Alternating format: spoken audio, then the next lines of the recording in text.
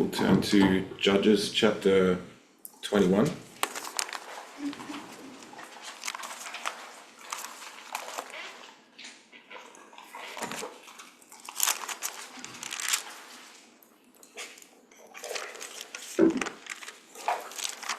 Judges chapter 21, and we're just going to read sort of the end of a long drama with the children of Israel.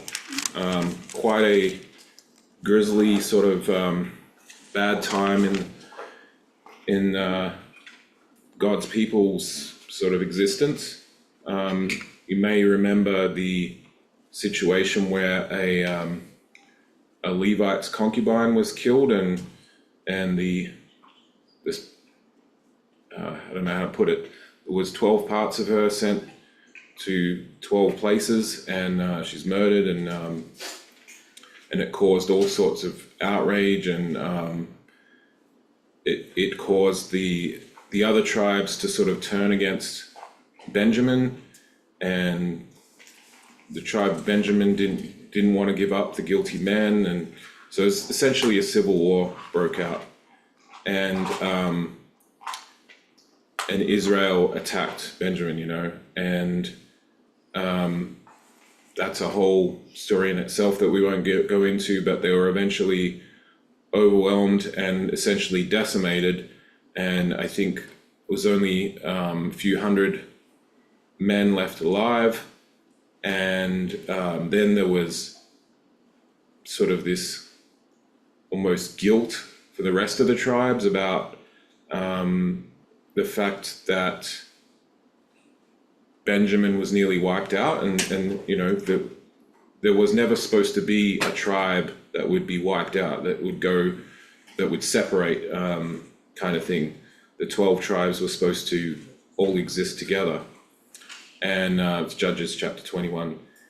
And so there was that grief and it sort of complex feelings, and one of the things I want to talk about today is the complexity of war and conflict, and just the mess that it gets mankind into, and that's certainly the situation that Israel found itself in. And so so like I said, the tribe of Benjamin was decimated, and sort of the thought amongst the rest of the tribes was, how do we restore them so that they can still exist, that they can thrive, and essentially finding wives and being able to grow the tribe back. And even that led to more conflicts and wars. It was a real mess. And so just going to read a bit of it. So in Judges chapter 21 and verse 1, now the men of Israel had sworn in Mizpah, saying, there shall not any of us give his daughter unto Benjamin to wife. And the people came to the house of God and abode there till even before God, and lifted up their voices and wept sore, and said, O Lord God of Israel, why has this come to pass in Israel, that there should be today one tribe lacking in Israel? And then just skip down to verse 6. And the children of Israel repented them for Benjamin their brother, and said, there is one tribe cut off from Israel this day. So even though this people in that tribe did this horrible thing, it didn't feel right to have this ultimate cutting off kind of thing. And verse 7, how shall we do for wives for them that remain, seeing we have sworn by the Lord that we will not give them of our daughters to wives? And they said, what one is there of the tribes of Israel that came not up to Mizpah to the Lord? And behold, there came none to the camp from Jabesh Gilead to the assembly. And so they called everyone to come up for this, and they said, well, which tribe didn't come to the meeting, kind of thing. And it says none came from the camp Jabesh Gilead, and I'm not sure why, how they separated the tribes into camps. And when I looked it up, it seemed like this camp that didn't come was probably in the bounds of Manasseh. And so then if you keep reading, it's basically they tried to fix the problem by killing all the men and women of this tribe that didn't turn up who weren't virgins. So as the order went out, like, everyone is to die, and then they would bring back virgins for the tribe of Benjamin. And there weren't enough, as it turns out. If you read the whole 3 chapters, Judges 19, 20, and 21, it's an absolute mess. When mankind makes a bad decision and then continually tries to fix it with other bad decisions, kind of like the Australian ecosystem. A bug gets in, and then they introduce a toad to take care of the bug, and then the toads are out of control, so they introduce snakes, is it? Not golf clubs. Yeah. So just a mess upon mess. And so let's see where I'm at to. So I think we have to read in verse 14 now, is where we're up to. And Benjamin came again at that time, and they gave them wives which they had saved alive of the women of Jabesh Gilead, and yet so they sufficed them not. And the people repented them for Benjamin, because that the Lord had made a breach in the tribes of Israel. So then they came up, the elders came up with another plan, where they just basically told the children of Benjamin to just like lie in wait and snatch themselves a wife in the vineyard. It just keeps getting worse, and this would make sure the oath was not broken, because they basically agreed to not there was an agreement that no other tribe would give a wife to the tribe of Benjamin. That was just not what they were going to do. So they schemed to make it so that they would get a wife, but it wouldn't be that they gave them one. It would be that they snatched one. So obviously trying to keep this story light and quick. That's why I'm just skipping through. But how did it end? Just see how it ended. Right at the end of the chapter, verse 24. And the children of Israel departed thence at that time, every man to his tribe and to his family, and they went out from thence, every man to his inheritance. In those days there was no king in Israel. Every man did that which was right in his own eyes. And so it just got so bad that it was almost like the people gave up and just went with what they thought, what they could stomach, or whatever. Whatever I think is right, I'm just going to do that, because the overall state of the nation was that it was chaos, and shows how the spiritual desolation of Israel, how far they'd fallen, how far they'd separated from God. In fact,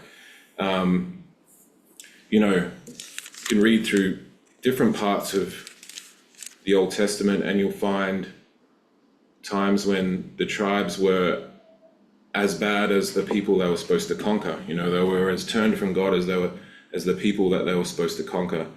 And so it just shows the mess that mankind gets himself into. And of course, part of this was the Civil War, the mess of war, which I want to focus a little bit on. I was actually listening to a talk recently, Pastor Paul Noble, and he was talking about when you watch a film or something that's based on a true story, and you're sort of entertained by it, and you're captured by it, but then you think, would you actually want to be the person that experienced those things? Would you actually really want to be in the story yourself, even though it's an interesting part of history or whatever?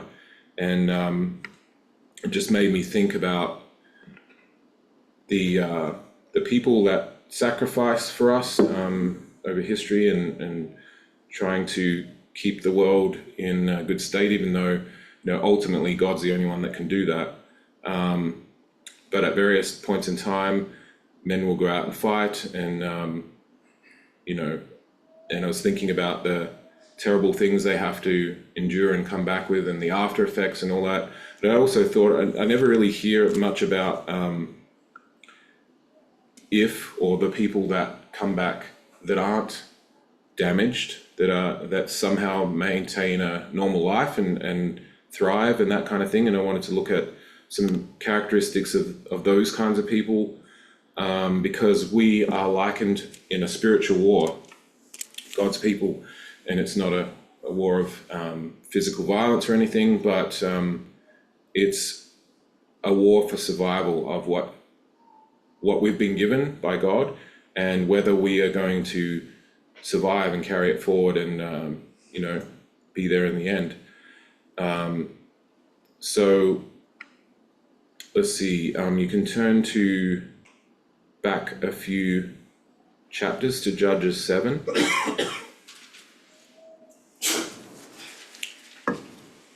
And anything I'm going to say is obviously not critical of people that come back from war that are struggling or damaged, because that's probably what is normal and what should happen and what unfortunately exists. It's not that those people are weak at all, because of the horrific things that they have to go through. So this is more just trying to get spiritual lessons out of it. But I would think that the horrors of war are pretty much too great for the vast majority of people, and that they would be mentally scarred and all these kinds of things. And I consider myself fortunate that I never had to deal with that. I was thinking about, there are some wars that seen as more honorable and more, simple to understand, like the world wars that have happened. And then there are other wars that seem to be debated, and like the Vietnam War, or even ones like that where seems to be worse effects on the people that fight them. And was looking into what, if we think about the Vietnam War, what made it so terrible, so much worse. And the points I got out of it when I looked into it was that it was an unconventional war. There's a term called guerrilla warfare, which is, as far as I can tell, is just sort of anything goes. There's no particular format or standard for how you fight war. It's just whatever it takes, ambushes, booby traps, and there's certain groups of people that use civilians to take advantage of them, to help them in their war. And so the soldiers that were in Vietnam just had constant fear and mistrust, because they didn't know who was going to be killing them. It could be a farmer they met, and then suddenly they're in warfare. You also think about the environment. I think it was in the tropics, so the jungle environment seems like the hotter and more humid an environment, the worse the disease and all the creepy crawlies and all those kinds of things. Seems like a worse environment. There were other things about this war that apparently the way they sent them on their assignments, the soldiers, was a little bit different to other wars, in the sense of there was more mixing. Like, as an individual, you had a plan, but you didn't necessarily have a plan as a unit to stay over there for a year or anything. So apparently, when they went over there, they could be their team or their unit could be constantly changing, so that they never got used to their team, and they never were able to build relationships and have that deep relationship that a soldier needs to have to be able to fight, because you care about the guy next to you. Well, many times they didn't know the guy next to them, because of the assignment and the scheduling and those kinds of things. And so the soldiers need bonds to help them, have that purpose and motivation to fight and to win. And then, of course, last point is just like I said before, about mankind's reasons for war and motivations and all that. Sometimes it gets a little bit sketchy and grey area and all those kinds of things. So no doubt this war, maybe they were thinking, why are they fighting this war? What's the purpose? It was a very unpopular war back in the countries where they were from, and it got toxic, and maybe even people blame the soldiers for the war when they were just doing their duty. A soldier can't just decide to check out of a war if he doesn't like it. And that's partly why when we think of wars and we remember them,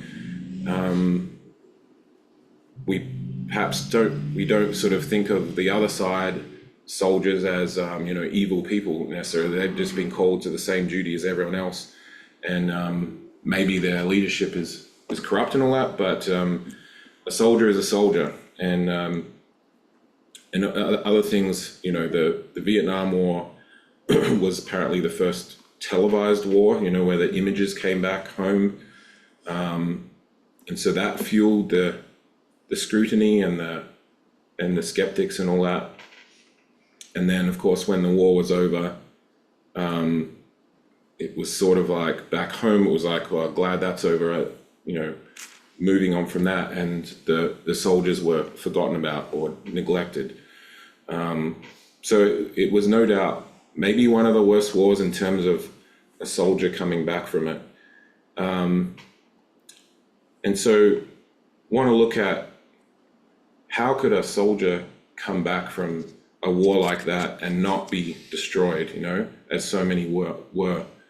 What were the things around their social connections, what inside of them, like what traits, personality traits or whatever came to the fore? What were their experiences, their coping strategies, their resilience, and all those kinds of things? So those are the things I'm going to look at, and really we're just going to look at the spiritual aspects. I'm not going to go too much into the realities, but in Judges chapter 7, and we're talking now about, if I think about the social connection of a soldier coming back home, to us it's fellowship, and it's not fellowship the noun, not fellowship the actual collection of people, but the action, in the Greek it's koinonia, I think, and it means partnership, sharing in common union, and the agreement of a unity or purpose, and then the interaction based on that. And so any army has to operate with a common purpose, and the fellowship of God is that we agree, on not what our ideas are, not what we've come up with, but what's in the Word of God, and we've experienced it, and we want to see that carry forward. And if you remember another battle when Gideon's men attacked the Midianites, just want to pick out a little aspect here in Judges 7 and verse 19. It says, "So Gideon and the 100 men that were with him came unto the outside of the camp in the beginning of the middle watch, and they had but newly set the watch. And they blew the trumpets and brake the pitchers that were in their hands. And the 3 companies blew the trumpets and brake the pitchers, and held the lamps in the left hands and the trumpets in the right hands to blow withal. And they cried, The sword of the Lord and of Gideon. And they stood every man in his place round about the camp, and all the host ran and cried and fled." And I think I wanted to read, one more. And the 300 blew the trumpets, and the Lord set every man's sword against his fellow, even throughout all the host. And the host fled to these other places. So because they were united, Gideon's men, and they had the plan and all that, and they executed, the Lord says there that he he basically caused the enemy to fight themselves and to descend into, anarchy kind of thing, and they fled. And so that's what happens when you're united, fellowship. It can break down the opposition. The Lord will do the work. He will. Here, Gideon's men didn't do anything physically to cause the enemy to just dismantle, but the Lord saw the united front, that his people were following the instructions, and the Lord took care of the problem. And turn to Ecclesiastes chapter 4. Often we hear of soldiers coming back and being alone, that they don't want to talk about it.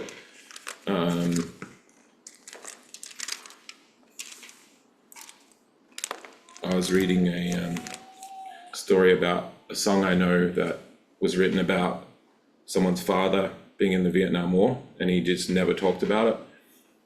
And then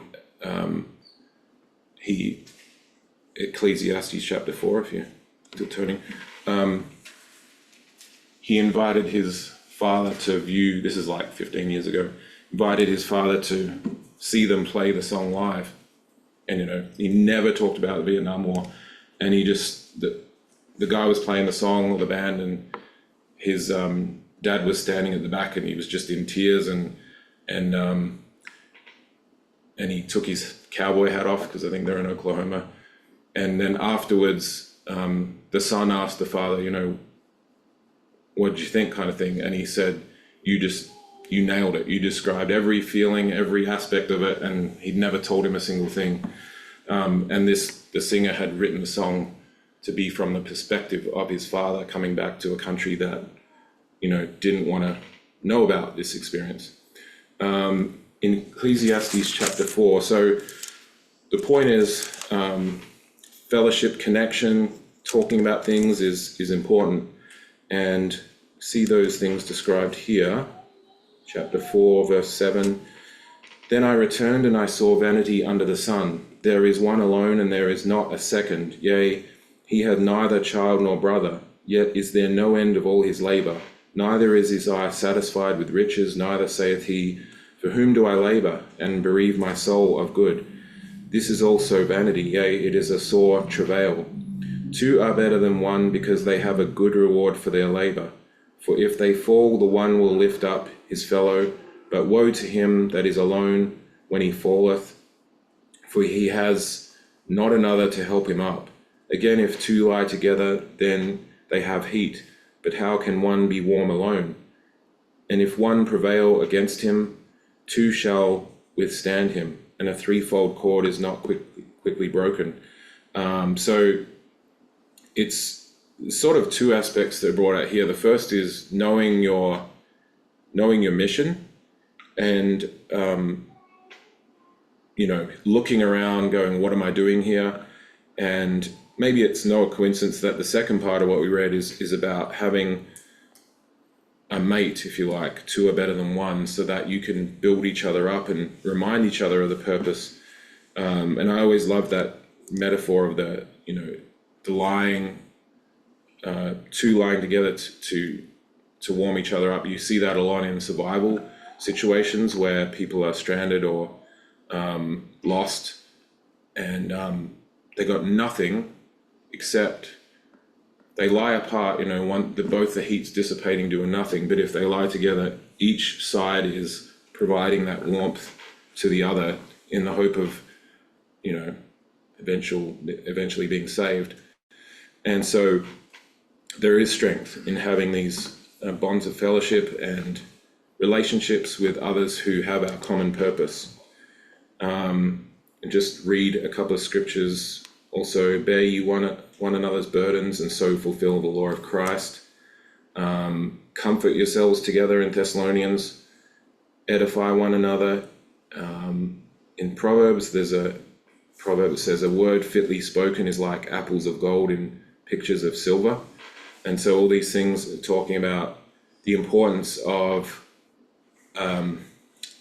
communication and and support.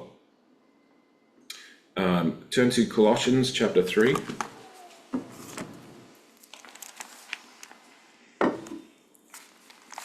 Colossians chapter 3.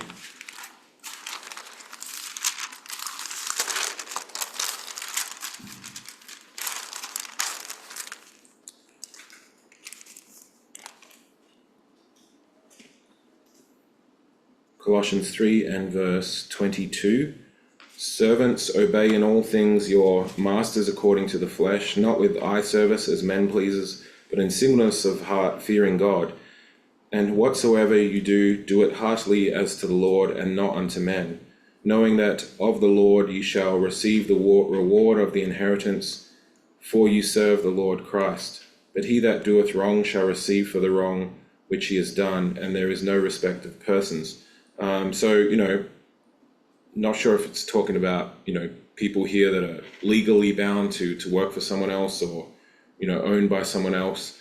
But certainly a soldier could be aligned with this because they are there essentially legally. It's not easy to just leave a war. They're there to do a job. And so these verses that Paul wrote are about the attitude of service and the attitude of doing something where there maybe is a little aspect of that you're bound to do it. You have to do it. So how do you do it then? Do you do it with a good attitude, or do you sort of just get by with attitude? And to do something happily that you're called to do is really the key to happiness in the Lord as well, because we have commandments in the Word of God.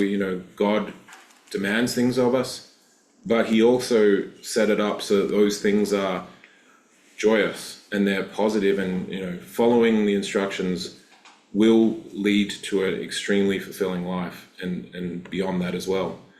And if we read here about servants that are bound to work for someone or bound to live and work for someone, maybe the most oppressed type of person, still being able to serve with joy, then how much more that we in our life in this day and age can we not be happy and serve the Lord properly.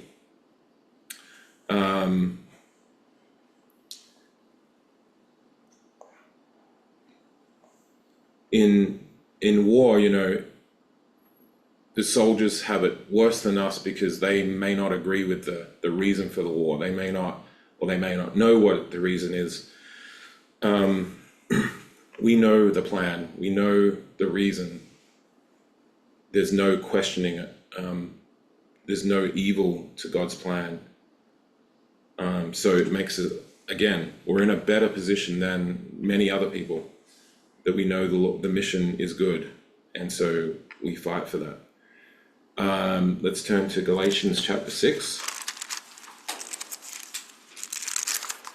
Mentioned before a little bit about communication, and when a soldier returns from war,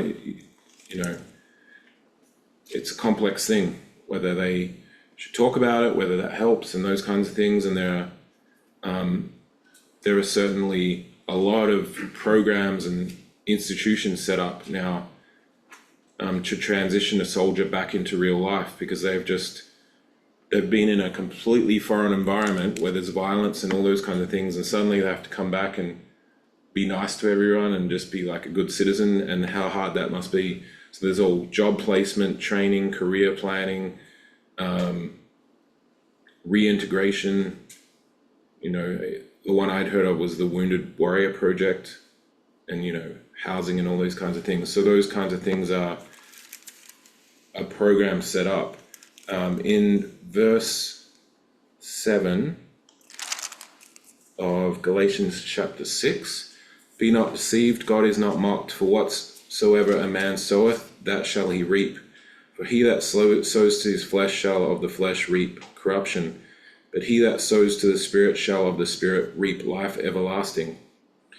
And let us not be weary in well-doing, for in due season we shall reap if we faint not.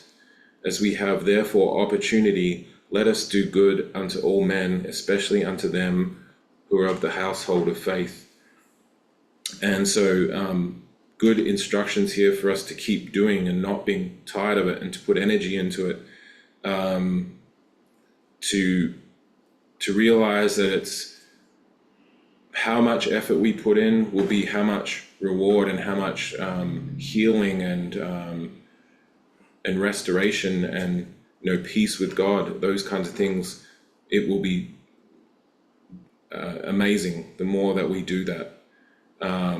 So we need to do it. And another verse in Corinthians says, whatsoever you do to all the glory of God. One of the things they say about soldiers is to talk with other people that have had the same experience. It's the same with us. We be open about if we have a problem, if we're struggling with something, we can go to a brother or sister and talk, and it says confess your faults one to another, that you might be healed and restored and made whole. So that's there and available to us. And then there's another proverb that says iron sharpeneth iron. And so, what I get out of that is the iron sharpens, it says that sharpens the countenance of his friend. But at the same time, there is that two-way sharpening going on. Two spirit-filled people can really have a positive effect on each other by communicating and helping. All right, nearly done. Just turn to 1 Peter chapter 5,